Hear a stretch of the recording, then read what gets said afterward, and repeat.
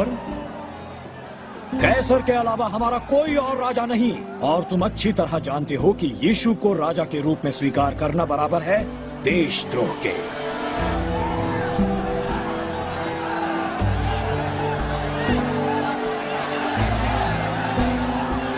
फिर ये दर्ज करो कि मैं इस निर्दोष के लहू से मुक्त हूं, क्योंकि मैं इसमें कोई दोष नहीं पाता।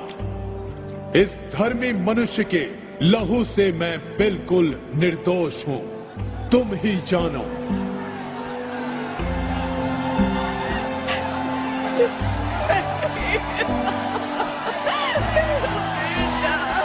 इसका लहू हम पर और हमारी संतान पर हो।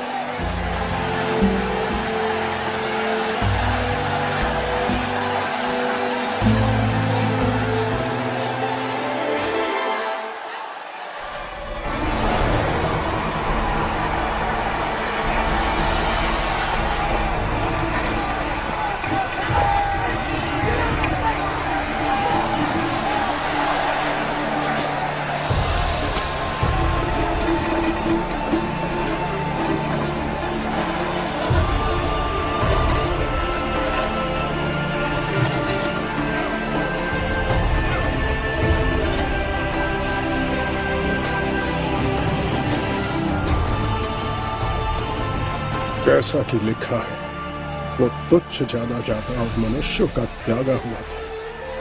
वो दुखी पुरुष था, रोग से उसकी जान पहचान थी। निश्चय ही उसने हमारे रोगों को सह लिया और हमारे ही दुखों को उठा लिया।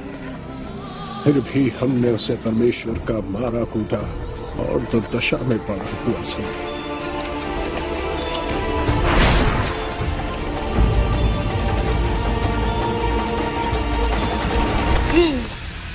परंतु वो हमारे ही अपराधों के कारण घायल किया गया, वो हमारे अधर्म के कामों के कारण कुचला गया, हमारी ही शांति के लिए उस पर ताड़ना पड़ी।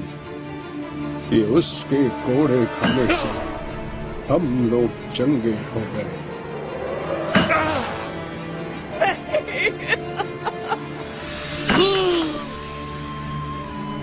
हम तो सब के सब भेड़ों के समान भटक गए थे।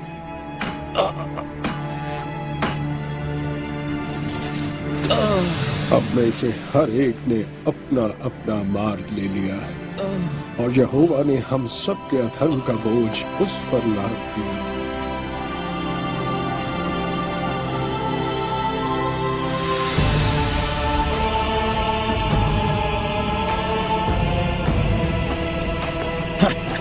उसने दूसरों को बचाया, फिर भी वो खुद को नहीं बचा सकता।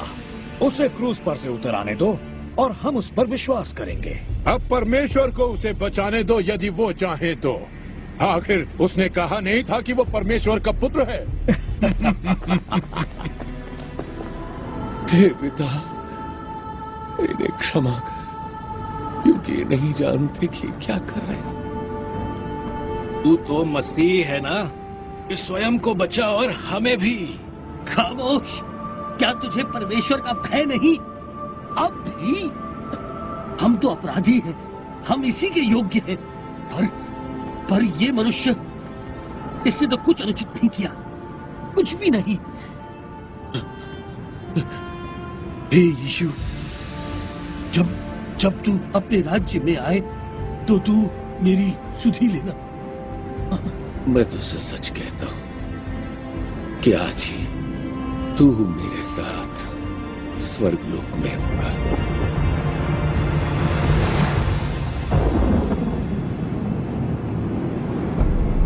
तीन घंटे उसने क्रूस पर वेदना सही और दोपहर को एक अजीब बात हुई।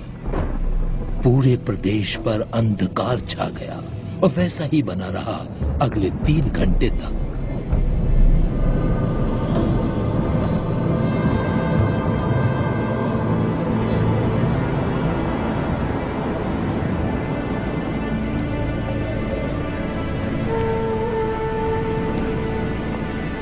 माँ, ये तेरा पुत्र है, ये तेरी माँ है।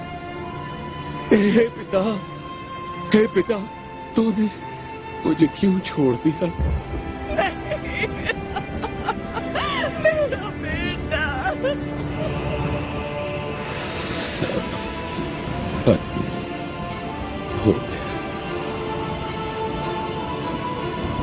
हे पिता, मैं अपनी आत्मा तेरे हाथों में सौंपता हूं।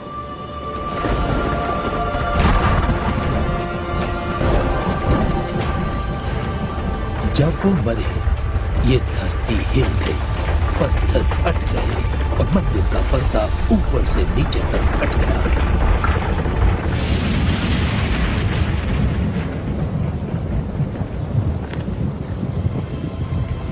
निश्चय ही ये मनुष्य परमेश्वर का पुत्र था।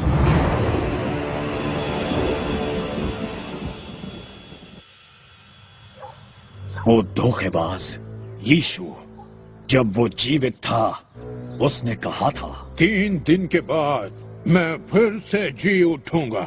ऐसी कोई भी चालबाजी रोकने के लिए कब्र पर पहरा लगाने की आज्ञा दो और उसे सील कर दो। कहीं उसके चेले ही लाश चुरा कर न ले जाएं। और फिर लोगों से कहें कि वो मुर्दों में से जी उठा है।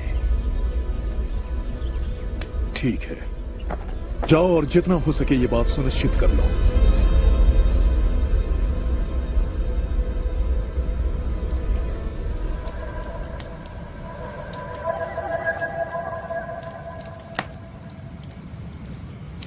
तीन दिन? तो यही तुम मुझे याद दिलाते रहते हो। 3 दिन इस कब्र पर पहरा देना होगा। हमने कभी किसी मुर्दा पर पहरा नहीं दिया, लेकिन ये वाला हमें इस पर पहरा देना पड़ रहा है। और ये सब इसलिए क्योंकि एक मूर्खतापूर्ण अंधविश्वास है कि वो मुर्दे में से जी उठने वाला है। कमाल है, कोई मुर्दों में से जी नहीं उठता। इसलिए तो हम यहाँ हैं, ताकि उसके अनुयायियों में से कोई उसकी लाश चुरा न ले जाए और दावा करे कि वो जी उठा। शिकायत करना बंद करो। बेशक मुर्दे कभी जिंदा नहीं होते।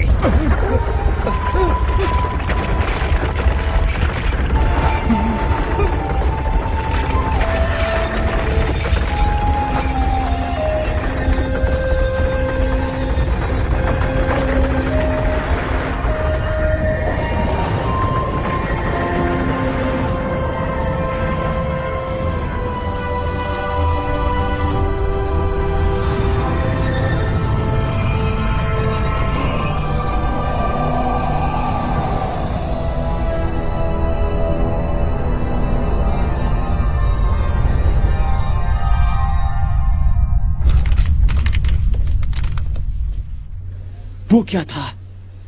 एक झटका, एक भूचाल, मुझे मालूम नहीं। तुम फिर से नहीं सोए?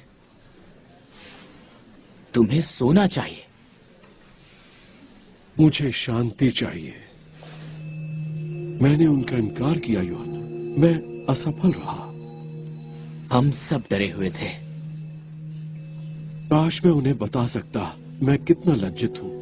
काश मैं ऐसा कर सकता।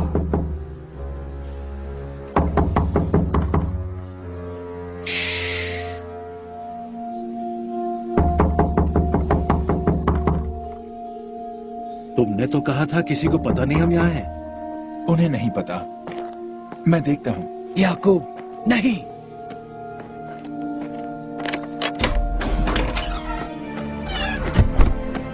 मरियम! मैंने उन्हें देखा। कौन? प्रभु को। मैंने उन्हें देखा, वो जीवित हैं। क्या? वो जी उठे हैं। वो मुर्दों में से जी उठे हैं, जैसा उन्होंने कहा था। और वे निश्चय ही जी उठे थे। वो अब उस कब्र में नहीं थे। पर कैसे? वो कब्र खाली थी। कफन वहां पड़ा था, पर लाश नहीं थी। यीशु चले गए थे। उसी दिन वे अपने कुछ शिष्यों के सामने प्रकट हुए। थोमा, हमने उन्हें देखा, हमने बात की। मैंने तुमसे कहा था, असंभव। जब तक मैं उनके हाथों में वो कीलों के छेद नहीं देख लूं और कीलों की छेदों में अपनी उंगली न डाल लूं, तब तक मैं विश्वास नहीं करूंगा। तुम्हें शांति मिले। मैं उंगली यहां लाकर मेरे हाथ को देख और अपना हाथ लाकर